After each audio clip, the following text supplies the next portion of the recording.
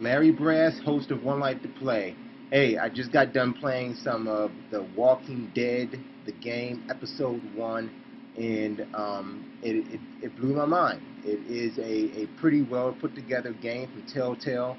It is episode 1 of a 5-part series, kind of commonplace for Telltale, but it is a great playthrough. I started off actually playing the demo and just getting into it, wanted to continue, ended up unlocking the full episode 1. So just to tell you a bit about what the game is like, it sticks to the comic book feel. It's really one of something that's coming from Telltale that you can really tell that you have your point and click, but they do a great job of the controller scheme. You actually move around with the left stick and you're looking with the right stick, but what you're looking at is what you'll be able to target. And the thing that you're able to target, you're actually able to use those action keys on a cross pad, but you can either use the directional pad or the button layout, either triangle, square, circle, or X. But also you have a dialogue tree that's tied to those same buttons in that layout scheme. So that kind of control, at first it was a little weird to get used to, but being able to control like that actually made a lot of sense, because at times when you're looking around and trying to interact with objects, you can't always bounce up and hit a button like X or circle. So it does give you the opportunity to use the D-pad and use that as a selection button as well. Also, I mentioned the dialogue. Now, I played through the demo, and I played through the demo twice because, silly me recorded some of my gameplay of the demo first with no sound. So I did play through the demo twice, and then I played through a good chunk of the entire episode 1 only one time. But I have noticed that the options of your dialogue tree do change positions, which is a refreshing feel on a Telltale game. And what's also refreshing is that you can't, play the game, see your dialogue options, select one, and then, if you kind of didn't like that reaction, go and select another one. Whatever reaction or whatever option you pick is the option that you go forward with. And even when you do make the choice of options in your dialogue, you are put on a timer where you have to make that decision in a pretty timely period.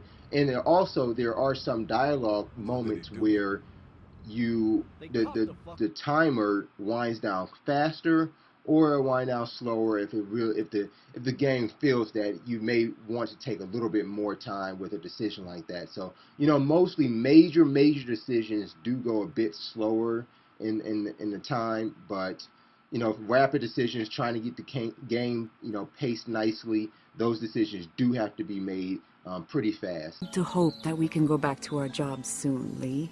Back to normal. It can't stay like this.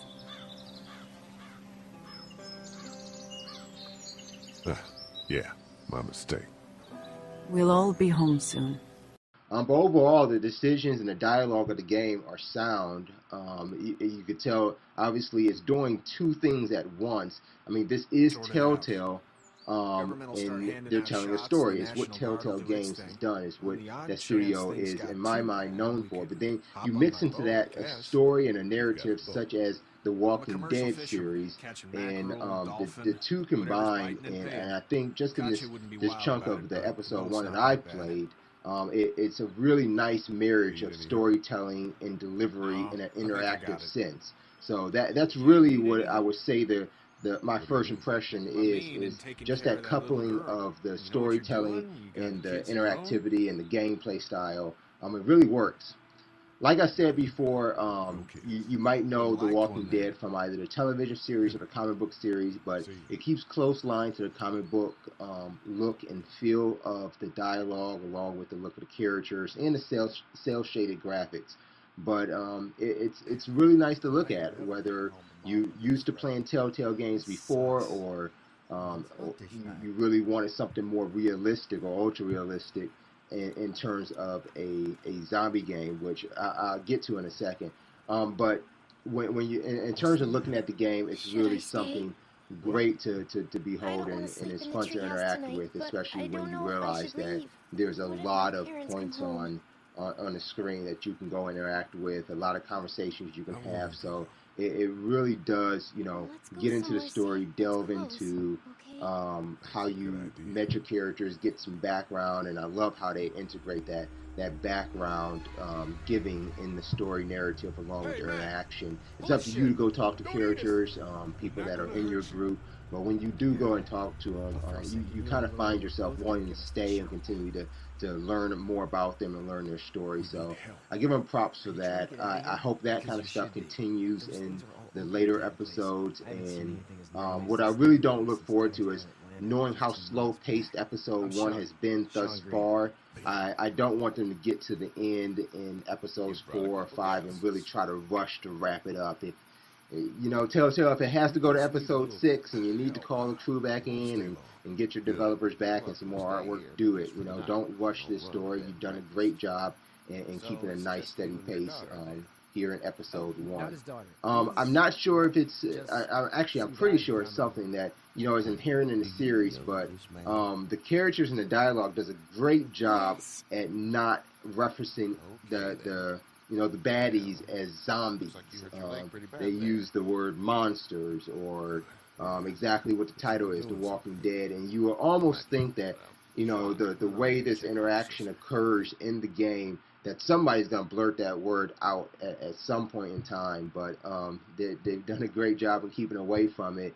So although they're not mentioning it in the game, it's a great zombie game. It's a nice way to kill some zombies if you want to smash them up, shoot them up.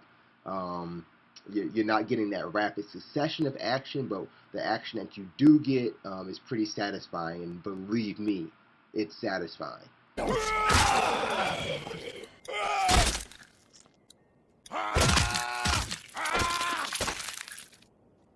So if you haven't checked it out yet, there's a demo that's available on PlayStation Network. I believe it will be on Xbox next week, April 30th. So check it out on Xbox. I believe you can also get it on PC. But if you venture into the full version like I did myself, it's going to cost you $5.